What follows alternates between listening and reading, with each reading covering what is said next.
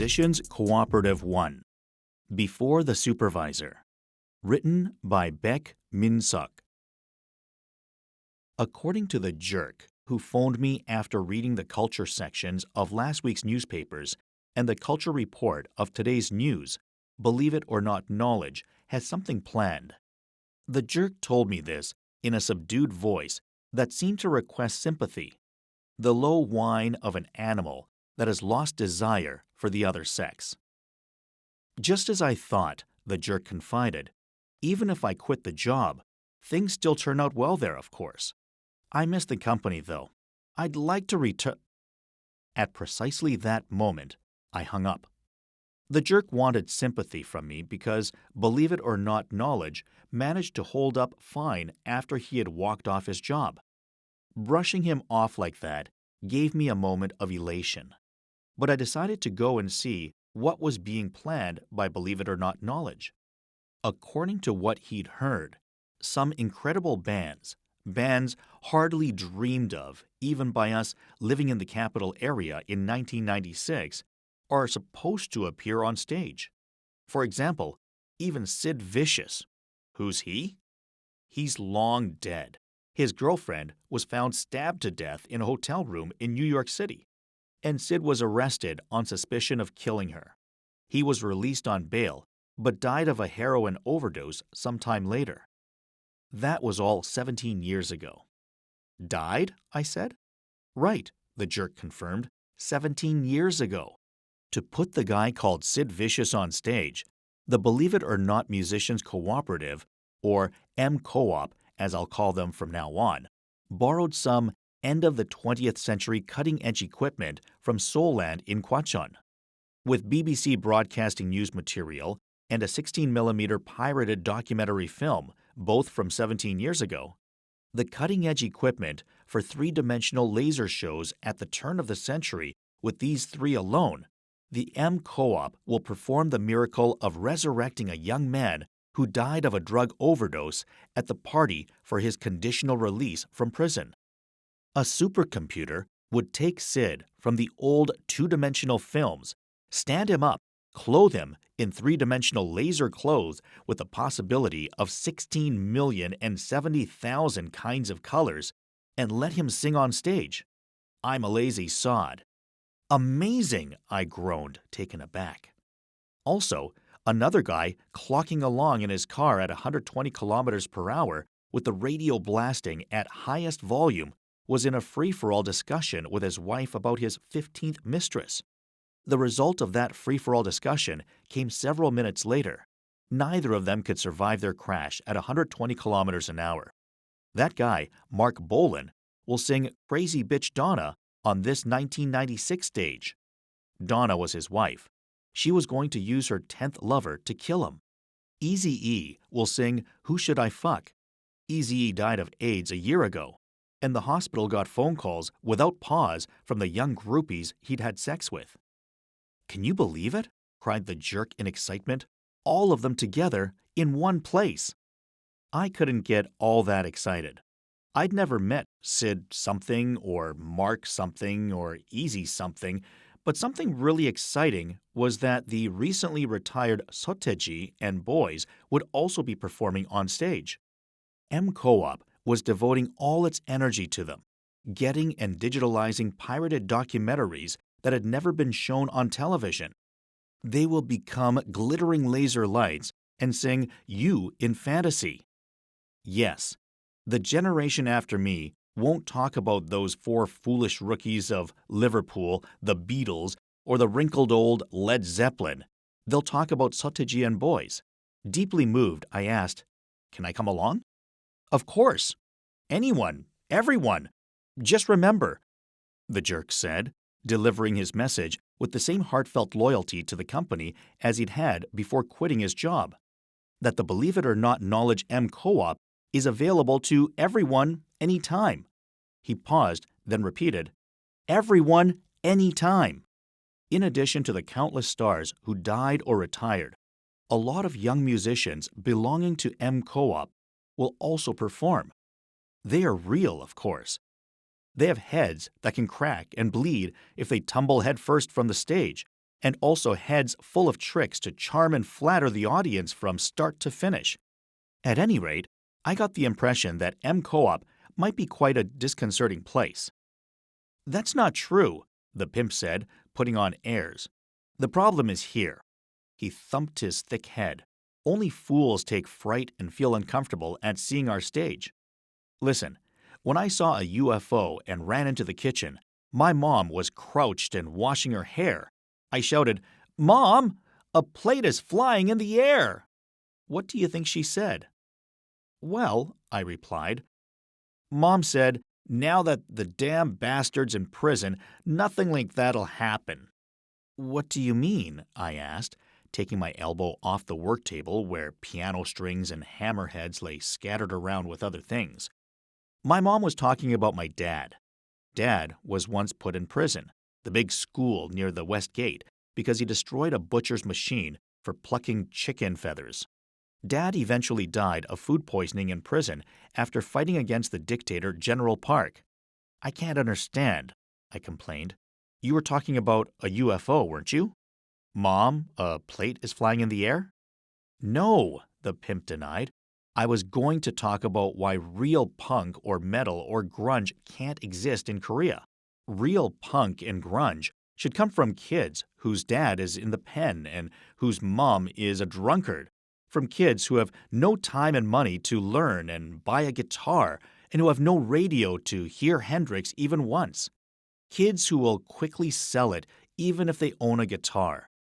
The pimp continued, his face that of a man truly confessing, with one hand heavily pressed to his chest. "But the kids doing punk music on television today have hands fine enough as to provoke a man to kiss them. They're like doll's hands. There are even kids who graduated from Seoul National University trying to do punk. What's wrong with the world? Have you ever heard of a white Anglo-Saxon Harvard graduate doing gangster rap? Even in music, there's the possible and the impossible, depending on one's social class." The pimp again thumped his thick head. "Do you understand?" "Yes." I tried to come up with some longer response, hesitating. "By the way, who is this grunge musician who graduated from Seoul National University?" "Fool," the pimp growled. "Don't confuse me. Anyway, coming back to my story about Mom, when I told her about the plate, she thought of my dad in the pen, how he used to throw plates above the heads of our family." "Throwing plates over the heads of your family?" "Or under our heads." The pimp tilted his head back to show his chin and the scar made there by his dad's UFO plates, the deep and indistinct fallout of times past. "That man, your dad, must have been quite cruel," I murmured, wide-eyed. "I'm not talking about my dad," the pimp growled again. "I was talking about my mom. I could see Mom's huge wobbling breasts under her shoulders covered with soap foam." The pimp's eyes were twinkling faintly. "That was the peak time of Mom's breasts. I've never seen such large breasts since then." "That was in 1965. The pimp's eyes now glared fiercely. "The next day after I saw the UFO, my mom packed and went away. The reason she was washing her hair was that she did not want to be nagged by her third husband for being in rut. Do you understand? That's the end.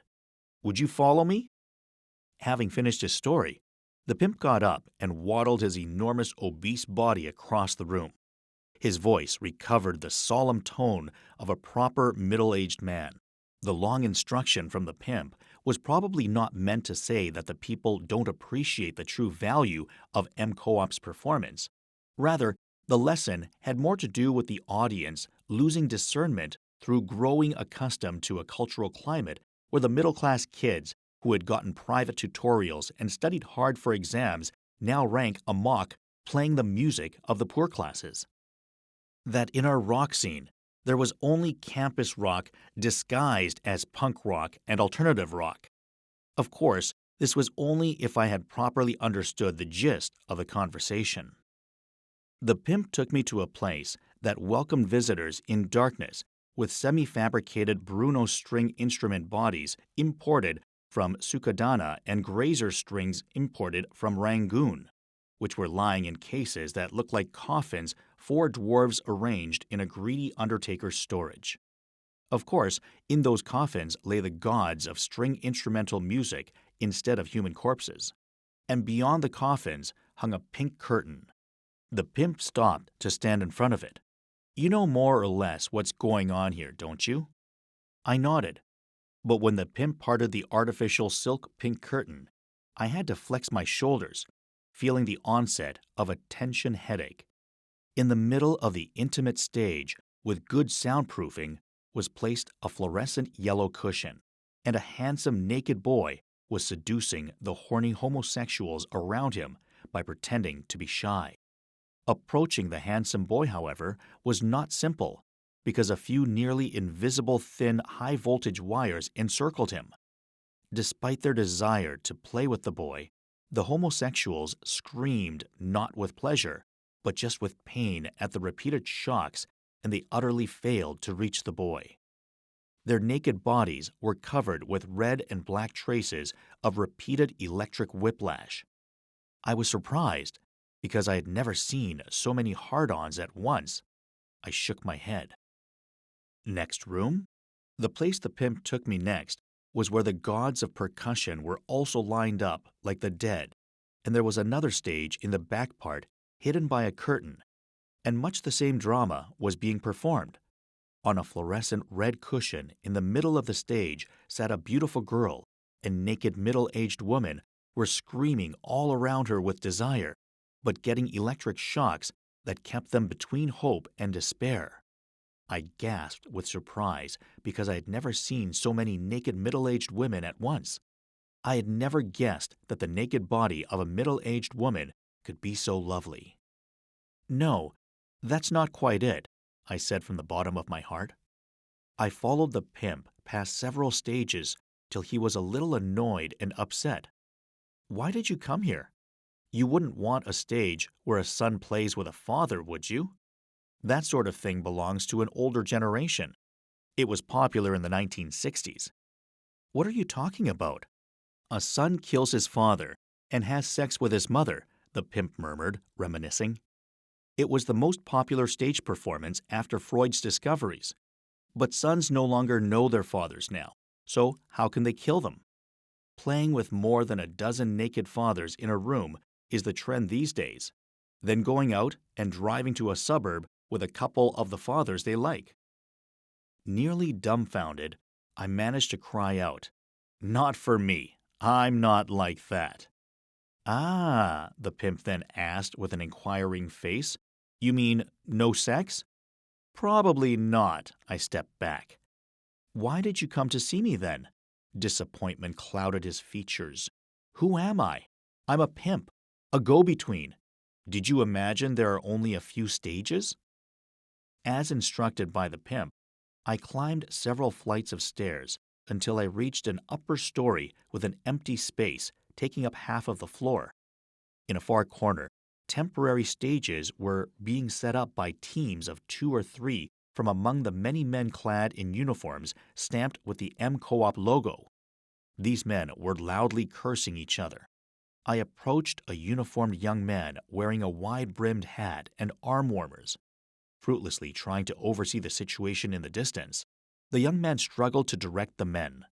On his back, embroidered in gold thread glittering in the sunlight, were the words, "Supervisor of the Believe It or Not Knowledge Musicians Cooperative Zone 13.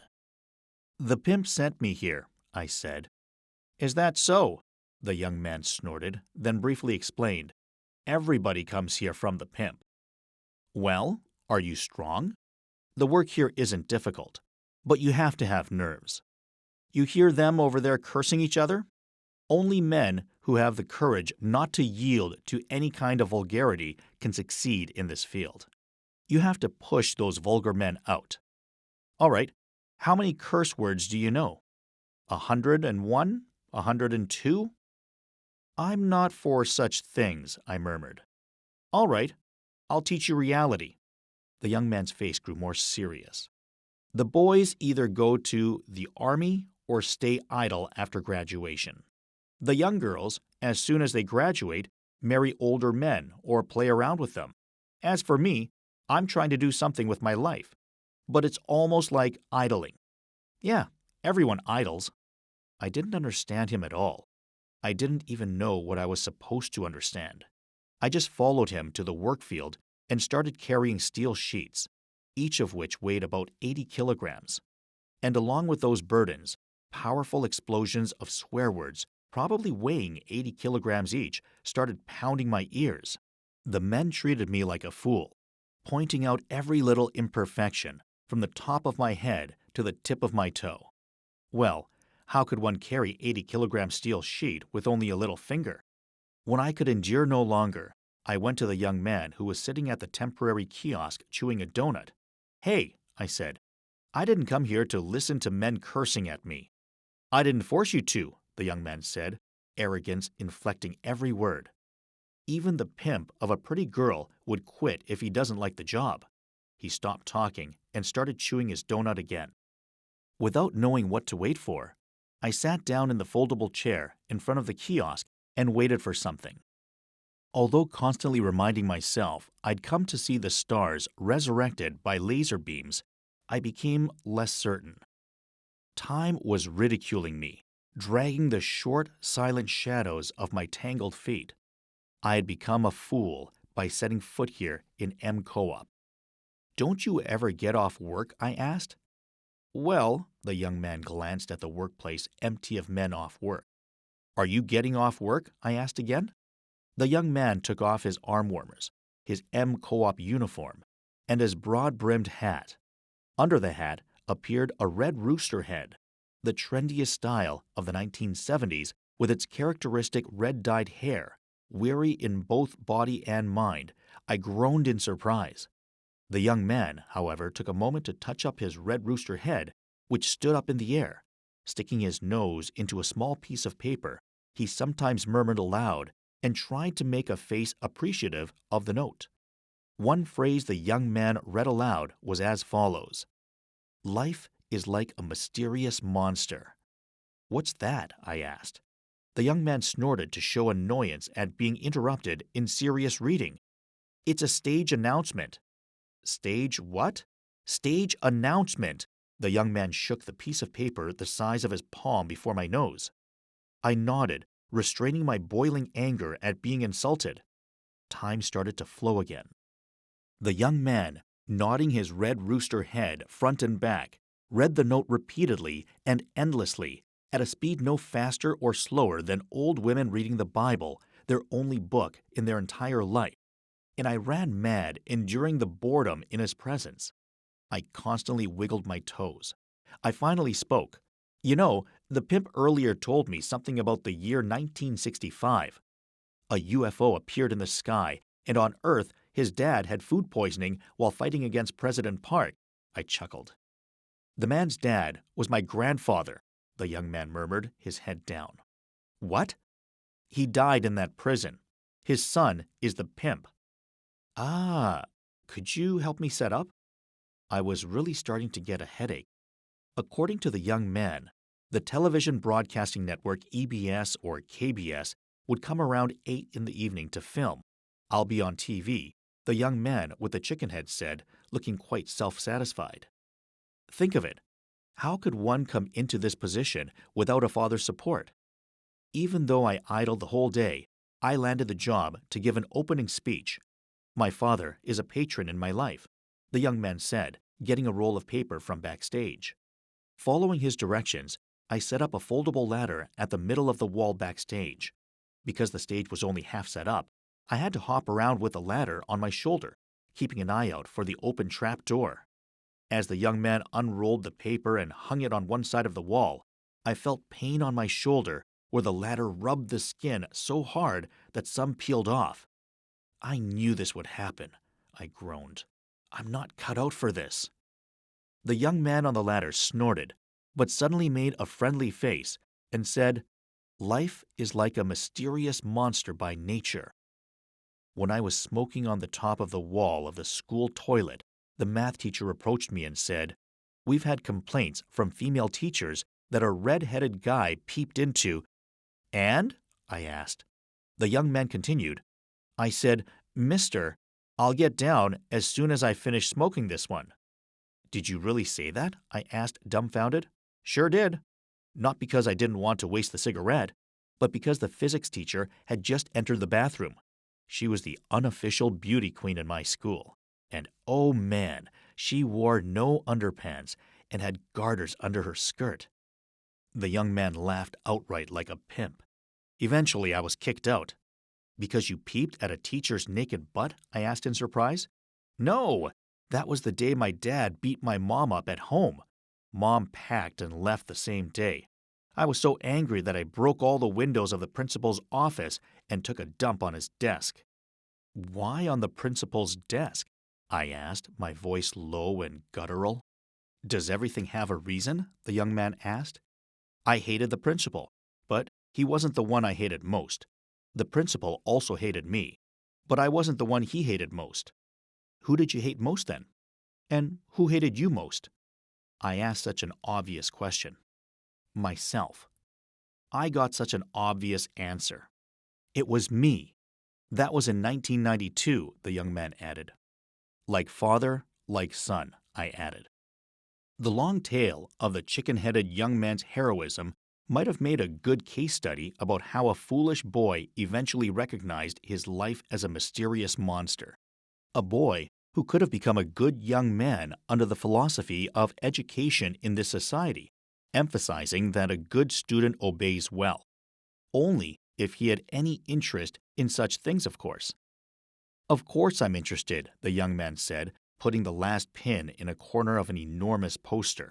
Such as I am, I'm a good supervisor at the workplace. He continued with a look of determination to defend something. I'm not a person who folds his arms and doesn't care where life takes him. But at that moment, I had my arms folded and was making a praiseworthy decision not to care about where my life goes. What's wrong with that? I'm also just an ordinary human being. At that same moment, I focused on the enormous poster now hanging across the entire back wall of the stage and revealing all of its contents. My eyes suddenly grew lively, and I expressed my admiration with a groan of pleasure. The poster was, as if for my glory, rippling in the air like the wrinkled skirt of a middle school female teacher who was hiding her naked butt with garters. The following was written on the poster. Beat or punk, from Joe Strummer to Mother Love Bone. Or from the torn amp speaker of Link Ray to the broken injection needle of Kim Sung-jae. The Turn of a Century Concert, The Last on Earth, presented by the Believe It or Not Knowledge M Co-op. Great, I said, trembling with pleasure. I don't know Joe something or Mother something or why the speaker has to be torn, but the name Kim Sung-jae is familiar. I feel somehow that I came here just for that. I pointed to the center of the poster. Even through such trouble, I felt so proud of myself. Is that also possible for me? I asked. What? Is that also possible for me? I asked again. What do you mean? The young man wondered. To attend the concert, I explained in a friendly voice. The tickets are sold out, he murmured, frowning as if my interest were unexpected. What? The tickets are sold out, he repeated. There's no seat for you. I closed my mouth for a moment to calm down, then said, I've heard that M Co-op is available to everyone, anytime. Who said that? The young man asked. My friend. He worked here until a couple of months ago. The young man then made the same supercilious face as when I first met him, and he snorted, Of course, concerts are available to everyone, but this promise is valid only when seats are still left. Do you understand? The biggest concert planned by M Co-op took place in Chamsil Main Stadium in 1988, and there were 15,000 like you who had to go home. The remark made by each of those 15,000 was the same.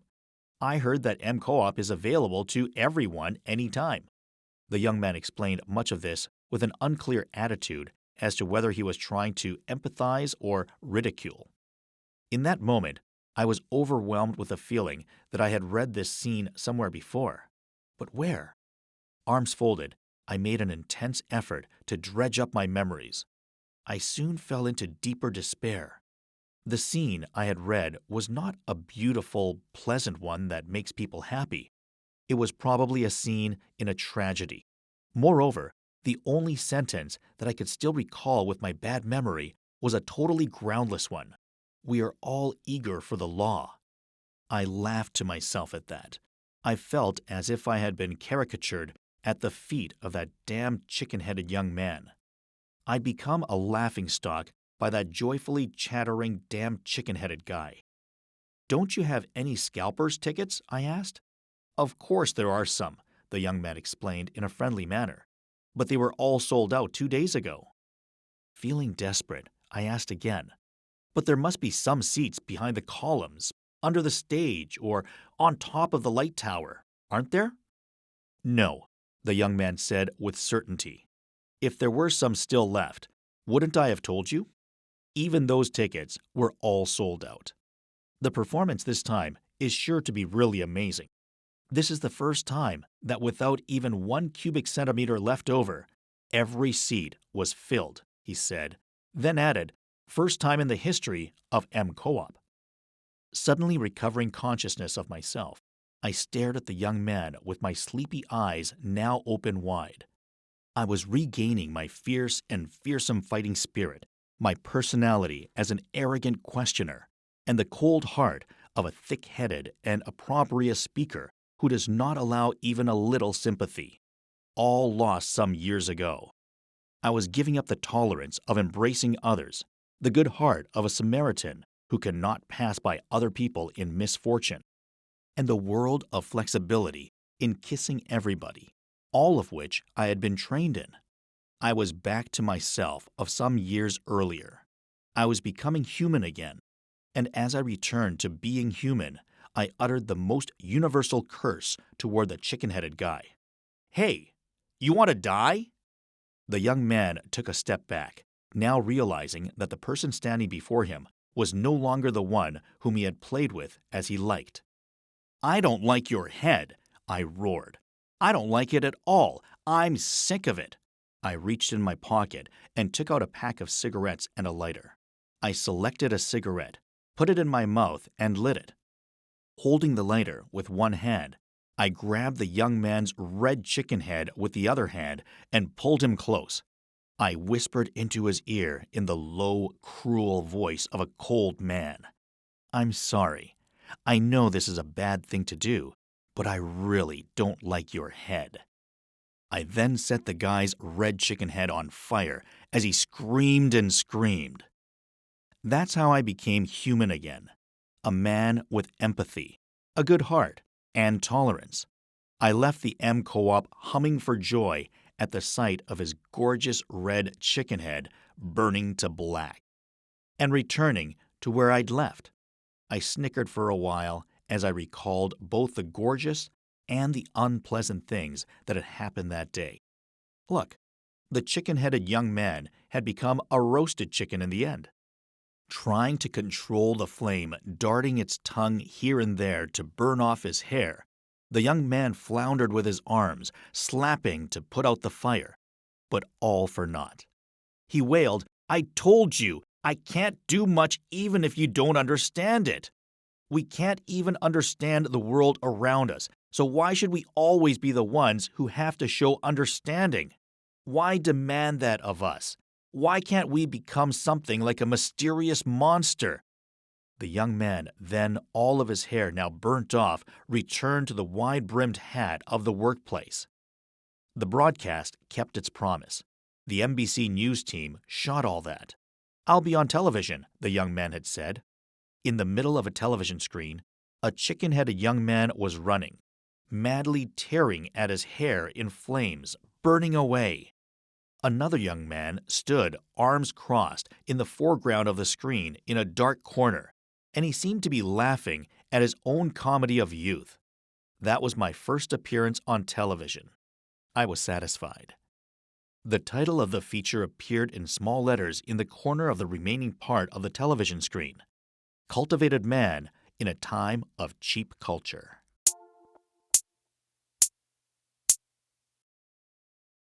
Musicians Cooperative 1, Before the Supervisor, is a short story by Baek Minsuk, published in his collection 16 Stories of Believe It or Not Knowledge, published by Munji Publishing Company. The English version is translated by Sune Huang and narrated for this audiobook by Jason Lee. This audiobook was produced in 2021 with the support of the Literature Translation Institute of Korea.